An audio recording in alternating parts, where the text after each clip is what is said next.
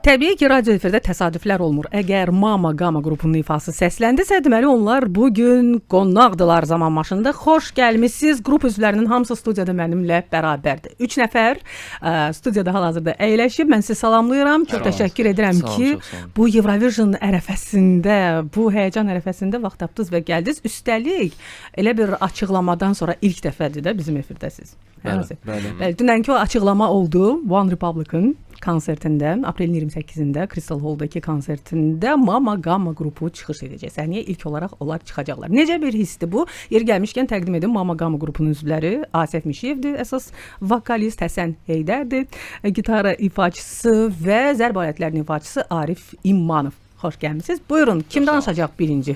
Asif, yəqin ki siz.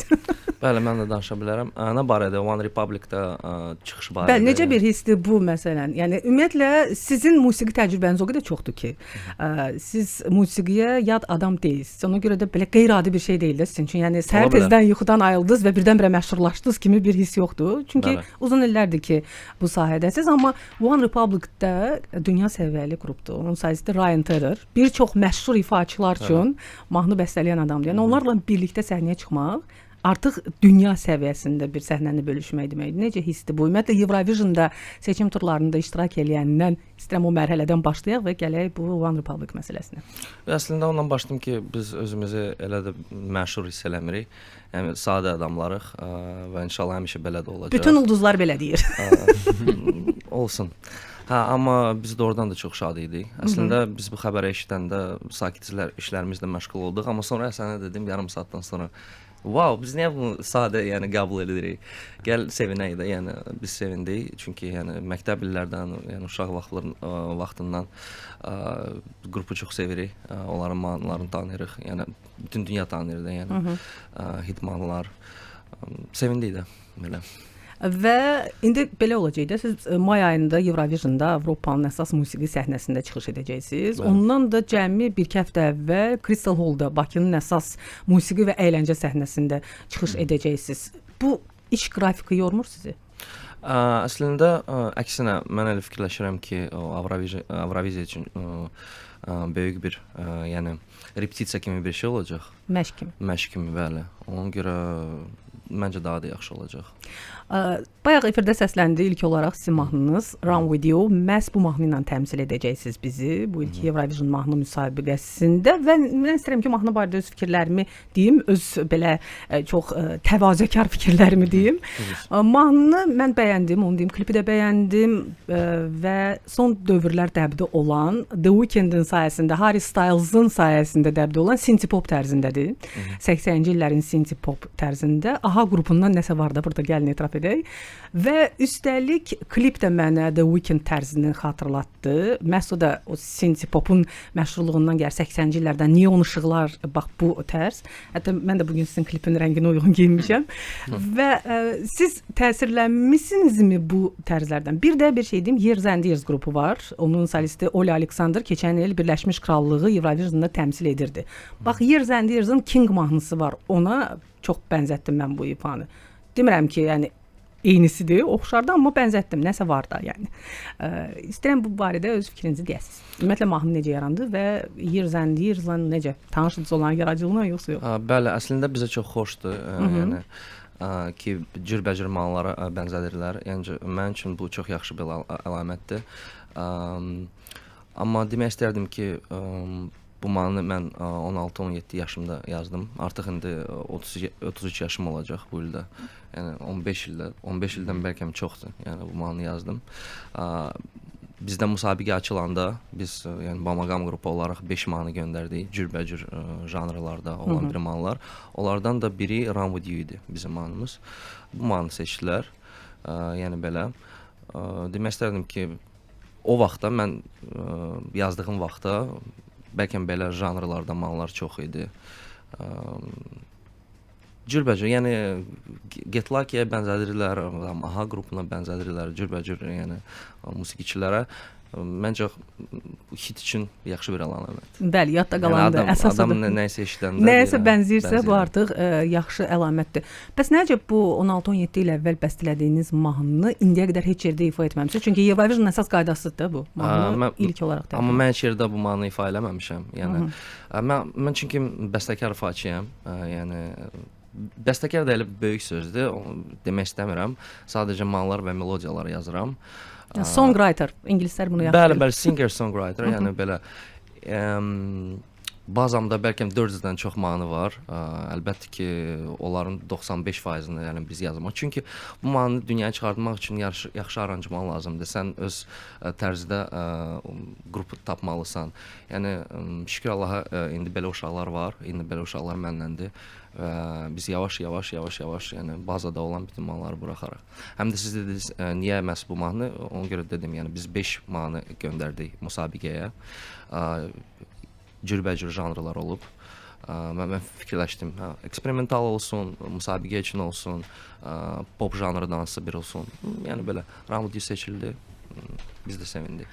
Təəssüf ki, son illər Azərbaycan təmsilçiləri o qədər də uğurlu çıxış etmirlər, finala vəsiqə qazanmırlar. Amma mən yenə də öz təvazökar fikrimi deyim ki, məncə Mamaqama bu tilsimi qıracaq. Məncə Mamaqama finala keçə biləcək. Biz də demək istərik buna görə məhz bizim üçün, bütün uşaqların adını deyə bilərəm ki, bu 2 il bizim üçün uğurlu idi.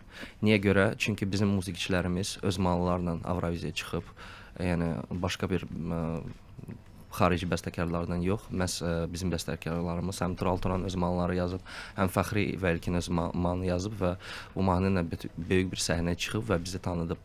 Yəni ona görə biz onlara çox sağ ol demək istəyirik. Biz uşaqlarla fəxr edirik. Ümumiyyətlə Azərbaycan Eurovision səhnəsində elə ölkələrdəndir ki, bizdən həmişə çox nəyisə gözləyirlər. Biz düzdür Eurovision tarixindən bir qədər sonra qoşulmuşuq ora 2007-2008-ci ildən, amma elə mahnı ilə qoşulmuşuq ki və daha sonrakı ifalar da elə uğurlu olublar ki, hələ də Eurovision tarixinin ən uğurlu ifalarından sayılır. Məsələn, Samir və Elnur dueti Day After Day mahnısı hələ də Eurovision'ın indiyə qədərki ən gözəl ifalarından biri sayılır və onun mahnının saysız hesabsız coverları var. Bu mahnını da bizim bəstəkarlarımız yazıb. Bəli, Gövhər Həsənzadə yazıb, Zəhra Bədəlbəli ilə bərabər və kifayət qədər uğurlu mahnı. Yenə deyirəm, coverları var. Hətta ingiliscəsində belə coverı var mahnının. Bundan başqa, yəni istənilən ifaçımız da onlardan sonra gedənlər də həm güclü vokala sahib olublar hamısı, həm də mahnılar yadda qalan olub. Yəni bizdən həmişə çox nəsə gözləyirlər. İndi etiraf edək də elə ölkələr var ki, həmin o böyük beşlik ölkələri finala birbaşa vəsiqə qazananlar həmişə ən yəni uğursuz ifaçılarını göndərirlər ora bəlkə də. Ya da ən uğurlularını göndərirlər. Məsələn, Fransanın timsalında Patricia Kaas kimi və geri orada heç nə edə bilmir. Və yaxud da Böyük Britaniyanın məşhur caz ifaçısı getmişdi, sonuncu yerlərdən birini tutmuşdu. Bizdənsə həmişə çox nəsə gözləyirlər və hətta biz həmişə tendensiya veririk Eurovisiona.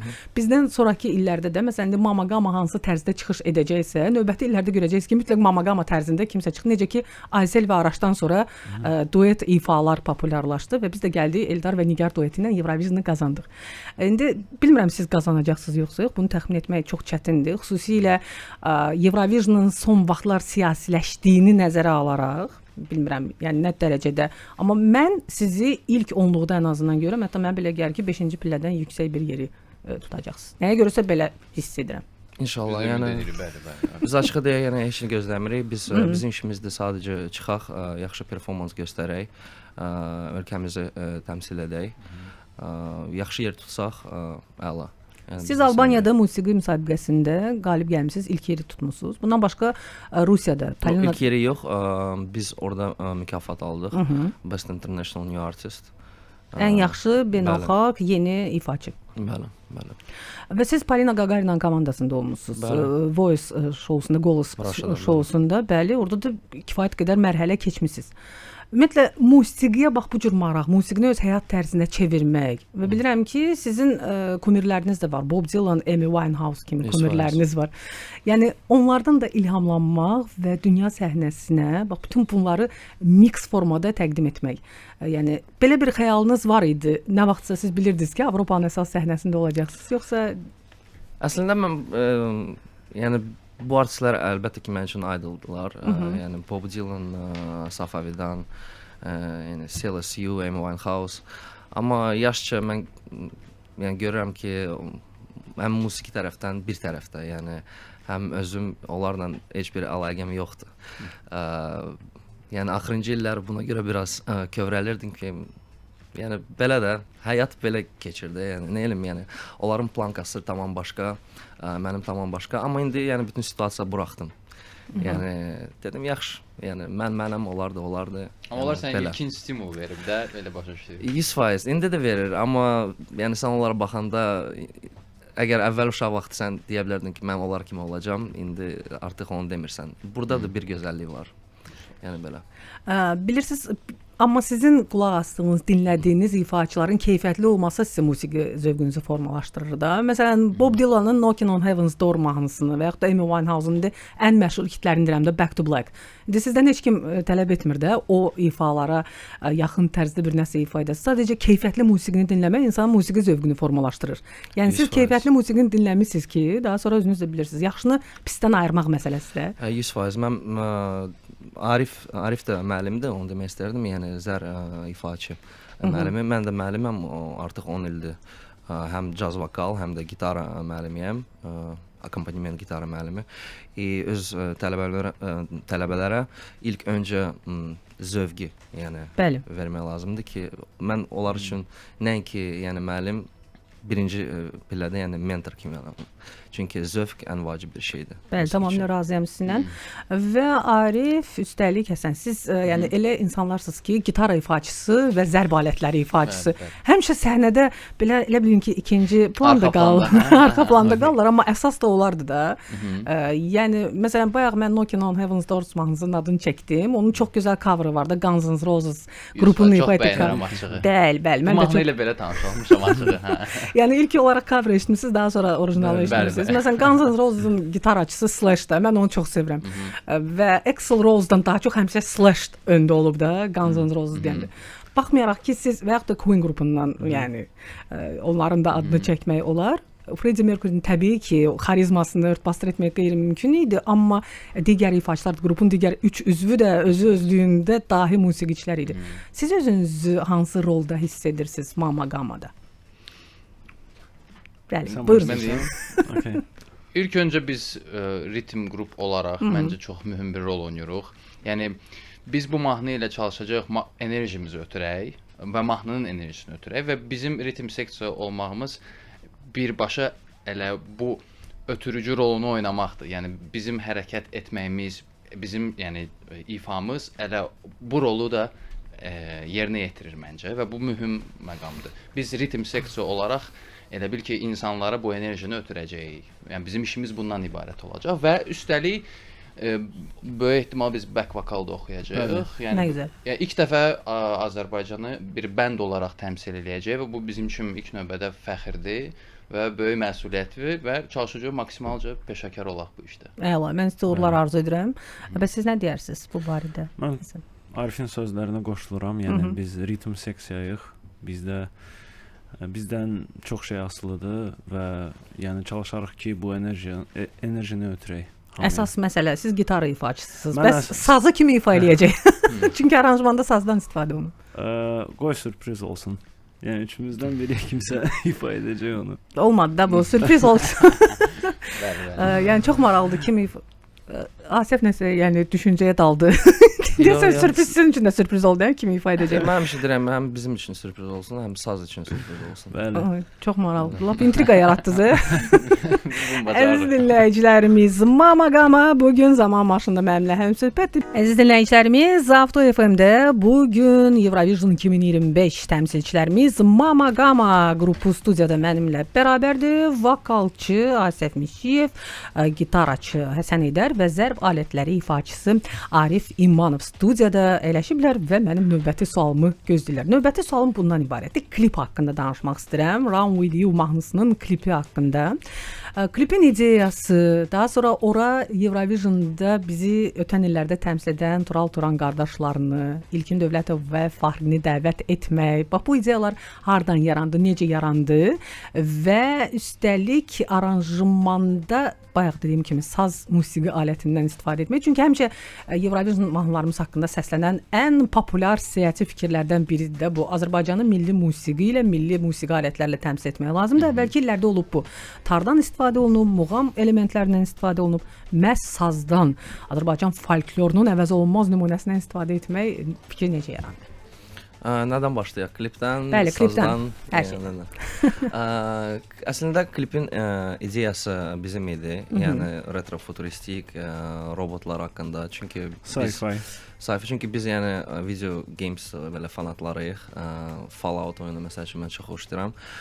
Biz belə ideyaları xoşlayırıq, amma klipin özü yəni Elvin Əhmədoğlu çəkib, çox istedadlı bir rejissordur. Həm də bütün yəni ideyalarımızı birləşdirib 3 dəqiqə içində belə bir maraqlı bir süjet yaradıb. Onun üçün böyük bir istedad lazımdır. Ona çox sağ ol demək istəyirik, salamlar demək istəyirik. Yəni saza görə də, yəni mahnıya görə demək istəyirdik ki, əslində mahnıda çox incə bir iş keçirib. Yəni nəinki saz, biz orada yəni həm tar yazmışıq mahnıya, həm sintezatorlar, amma sazın səsi məhz bu mahnıya daha uyğun gəldi. Çox gözəl səslənib və süjet xətti məhz dediniz ki, sci-fi, elmi fantastikanı çox sevirsiniz. O tipdə, yəni əsərləri çox sevirsiniz. Məhz yəni rol bölgüsündə məsələn sizin baş rolu ifa etməyiniz, o robot rolunda necə o qrafikada var təbii ki, orada çox güclü qrafik iş var. Yəni elə belə deyil də.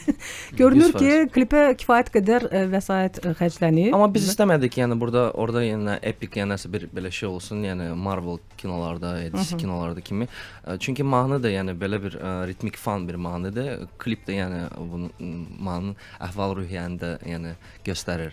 Ona görə məhz bizə çox xoşdur. Əgər kimisə xoşuna gəlirsə, biz də yəni ona sevinirik. Həm də son vaxtların populyar mövzusudur süni intellekt, robot texnologiyası və Çingiz Mustafayevin deyəsən səhnə performansında istifadə olmuşdu süni intellektdən, robotdan. Bu da yəni maraqlı cəhətdir, tərəfdir və Eurovision səhnəsində 6 nəfərə qədər adam ola bilər də səhnədə. Yəni süni intellekt olmayacaq səhnədə. Əgər süni intellektdə yəni adam kimi saymayacaqlar orada, məncə ola bilər. Yəni belə. Çünki Elon Musk'dan indi hamı danışır da, bilirsiniz. Yəni Elon Musk'ı az qala mən bayaq sizdən klip haqqında soruşanda, yəni qorxdum deyəsiniz ki, biz də Elon Musk'ın robotlarından ruhlandıq, ilhamlandıq və dedik ki, bəli, biz də mütləq bu robot mövzusunu oraya əlavə edirik. Yaxşı ki, demədiniz bunu. Çünki bəli, az qala birazdan soyucunun içindən də Elon Musk'ın hansı bir elementi biz yəni qorxuram ki, artıq elə olsun. Yəni hardansa onun səsi gəlsin. Və Eurovisionda bax bayaq dediyim o siyasiləşmə məsələsi. Sizcə əvvəlcədən özünü musiqi yarışması kimi təqdim edən və Eurovision həm də musiqi yarışması olmaqdan əlavə bir televiziya şousudur, bunu da yaddan çıxarmayaq. Yəni oradakı tamaşaçılar Bazeldə keçiriləcək də bu il. Oradakı tamaşaçılar ola bilər ki, səhnədə bizim televiziyadan gördüyümüzü görə bilməsinlər heç. Ola bilər səsi o dərəcədə eşitməsinlər. Bu səbəbdən də lap çətindir bu tamaşaçının zövqünə oxşamaq və onların alqışlarını qazanmaq. Çünki hər şey televiziya üçün nəzərdə tutulub. Televiziya tamaşaçısının daha yaxşı görməsi və eşitməsi üçün nəzərdə tutulub. Fanat ordusu barədə danışmaq istəyirəm, əgər belə demək mümkündürsə. Fanatlarınız varmı? Mən baxdım, klipi bəyənənlər çoxdur. Klipin baxış sayı da yaxşıdır və üstəlik şərh yazanlardan da gördüm ki, haterların sayı o qədər də çox deyil. Haterlar onsuz da həmişə olacaq. Və necə bir qəbul gözləyirsiniz Avropa səhnəsində? Yəni sizcə münasibət necə olacaq sizə? Sizi çox sevəcəklər, yoxsa belə sıradan bir Avropada? Bəli, Eurovision səhnəsində konkret olaraq. Əslində sözün düzü, yəni mən dediyim kimi də, yəni biz bilmirik. Yəni reaksiya nə olacaq? Bizi sevərlər, bizi sevməyəcəklər. Biz sadəcə öz işimizi eləyirik. Yəni bizdə çox catchy mahnımız var. Yəni həm də Avroviziyada bizim əsas mesajımız ondan ibarətdir. Yəni çünki bugünkü vaxtlarda, yəni musiqidən, mahnılarda melodiya ikinci yerə yəni çıxır. Başqa bir şeylər yəni birinci yerlərdə olur. Bizim mesajımız ən əsası yəni melodiyadır. Yadda qalanlıq, o melodiyanın catchy forması. Çünki məsəl üçün mən öz həm uşaq vaxtlarımda, həm indi də mahnıya qulaq asanda mənim üçün çox vacib bir şeydir. Əlbəttə mahnıya qulaq asanda həm vibe lazımdır, həm ritmik yaxşı olsa lazımdır. Yəni ruh üçün, insanın ruhu üçün lazımdır. Amma mənim üçün ən əsası yəni melodiyadır. Hətta məsəl üçün bizim qrupumuzun adı adıdır. Yəni Mamagama məncə melodik bir sözdür, yadda qalan bir sözdür. Bizdə həmişə birinci yerdə melodiyadır. Həm də biz Avroviziya çıxanda biz istəmirdik ki, yəni hansısa bir başqa bir şeylər birinci yerdə olsun. Biz Avroviziya çıxanda biz istəyirik göstərək ki, bizim ölkəmizdə radio hit formatında mahnılar, yəni biz yaza bilirik. Bizim ölkəmiz belə şeyləri bacarır, bizim xalqımız belə şeyləri bacarır. Bizim mesajımız bundan ibarətdir. Əla, super mesajdır və məncə bu mesajı tam belə əminliklə ötürə biləcəksiniz. Avropa tamaşaçısına, həmçinin bütün dünyaya. Çünki heç kim sir deyil ki, Eurovisionu Avstraliyada nəyə görəsə çox sevirlər. Hətta son vaxtlar Avstraliya öz təmsilçisini də ora göndərir. Və Eurovision səhnəsinə əsas finala çıxmazdan əvvəl təbii ki, Avropanın şəhərlərində turnelər də var. Tanıtım turneləri. Harda nəzərdə tutulub bu turnelər? Harda olacaq o konsertlər? İstəyirəm bu barədə məlumat verəsiniz. Prepatiyalar haqqında Bəli, bəli. Ən böyük prepati elə Amsterdamda olacaq. İnşallah orada çıxış edəcəyik. Çıxaq, yaxşı enerji verək. Bütün Avroviziya azarkeşlərə. Məncə yaxşı bir parti olacaq. Bəlkə uşaqlar da nəsə deyə bilərlər. Yəni Sevinərəm. Aprelin 5-i olacaq. Yəni səbirsizliklə gözləyirik və bəli.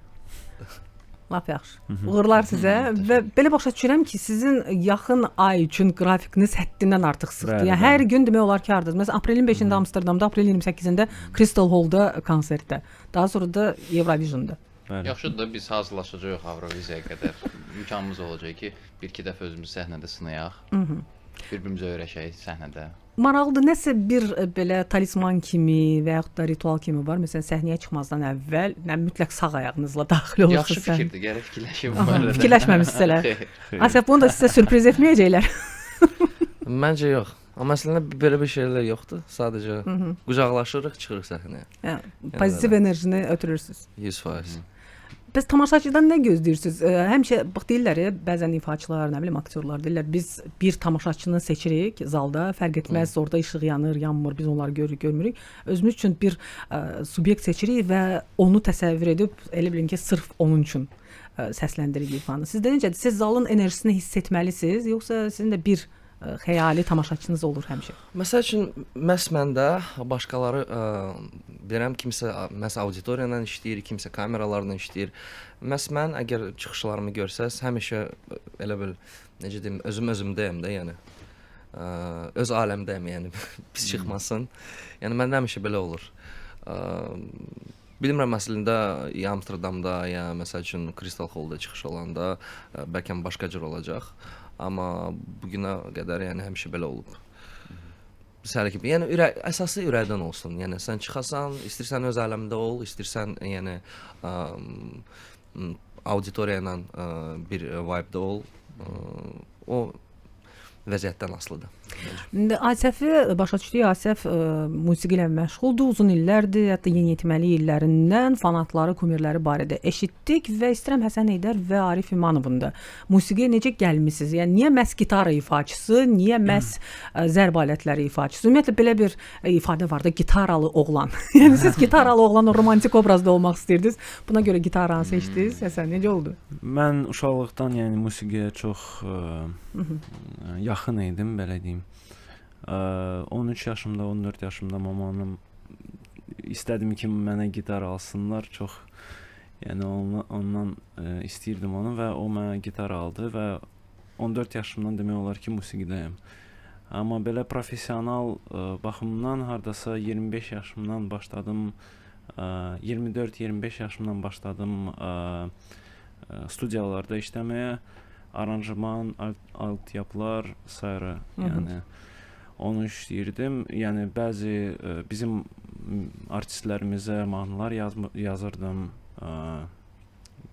Keçən ilki Avroviziya mahnısında yazdım fəxri ilə bir yerdə. Yəni belə musiqiyə gəldim. Və gitara ifaçısı kimi, indi gitaranda müxtəlif cür ifa edənlər var da. Sizin kumiriniz kim idi? Kimdir?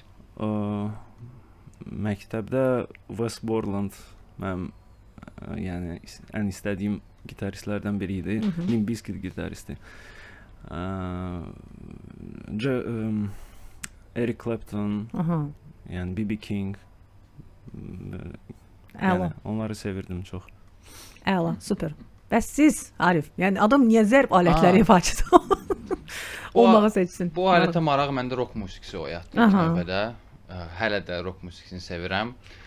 12-13 yaşında hardasa məndə də maraq oyandı. Bilmirəm heç necə oldu. Sadəcə sinif yoldaşlarım mənə bəzi musiqi Linkin Park o vaxtı populyar idi. Sonra Green Day onların musiqisi ilə tanış elədilər və ondan sonra məhz zərb alətinə böyük maraq yarandı. Ola bilər içimdə sadəcə əvvəldən bu alətə bir maraq var idi. Və sadəcə bilməyərək əllərimlə sadəcə çalışırdım ifa edim barabanı.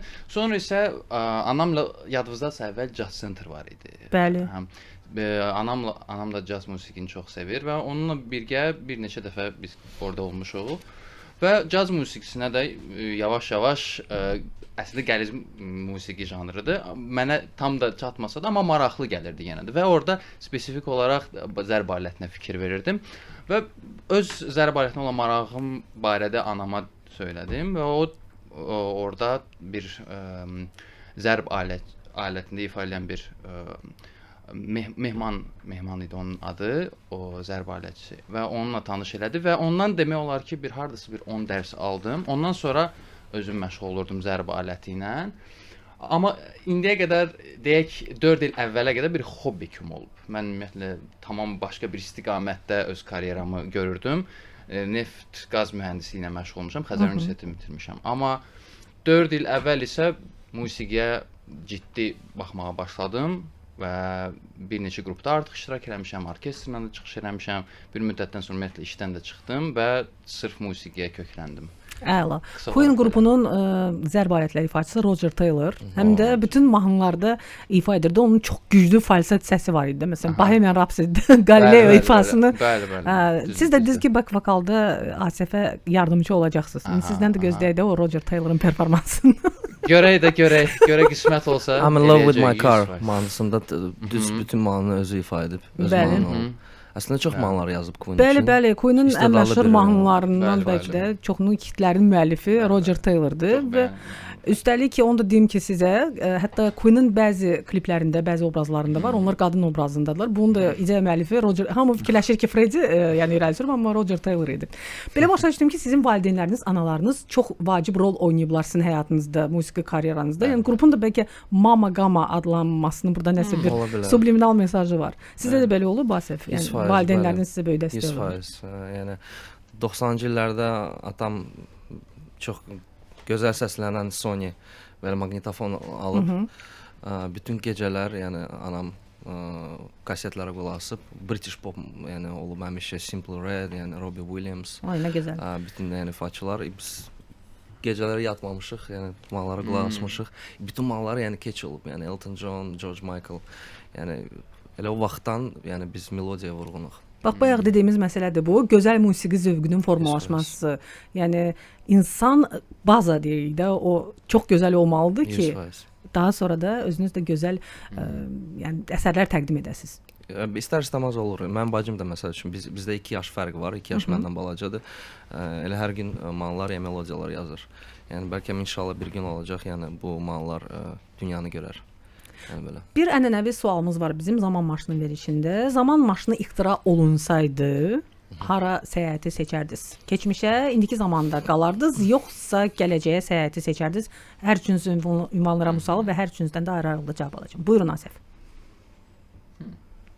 Keçmiş, indiki zaman yoxsa bir gələcək? variant istəmirəm. İstəmirəm mən həm gələcəyi görüm, həm keçmişi. Amma inşallah yəni Allah bizə can sağlığı versin. Sizə də gələcəyi biz yəni belə maşınsız görərik. Yəni əlbəttə istəsək yəni keçmişi görək. Keçmişi konkret hansı dövrü istərdiniz görəsiz? Kimi istərdiniz bəlkə də?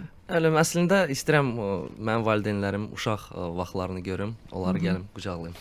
Lap yaxşı. Belə. Gözəl. Asif Mişiyev, vokalçı. Buyurun, Həsən, gitara ifaçısı. Mən də elə keçmişi görmək istəsəydim, valideynlərimi görmək istəsəydim cavan vaxtlarında. Amma ümumiyyətlə belə yəni zaman maşını ixtira olunsa, hara getmək istərdiniz? Yəni bilmirəm, heç fikirləşməmişəm bu barədə.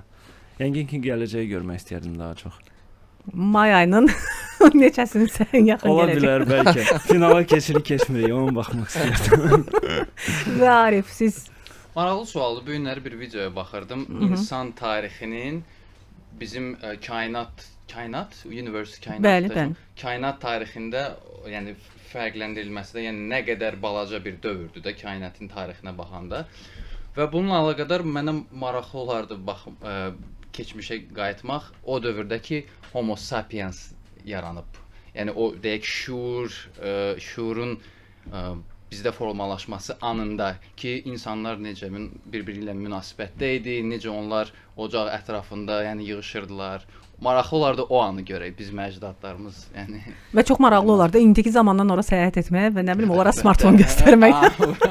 Homo sapiens birbaşa çevrilir Bizi olur. öldürməsəydilər Süni maraqlı intellekt. olar. Əslində bu səhnəni əla mən sevdiyim kinolardan birini Kosmik Odiseya Stanley Kubrick'in kinosunda göstərdilər. Bəli. Hansı ki, elə bil bu meymunun birinci dəfə istifadə etdiyi taxtanı elə bir Taxta, atdı. hə. Aha.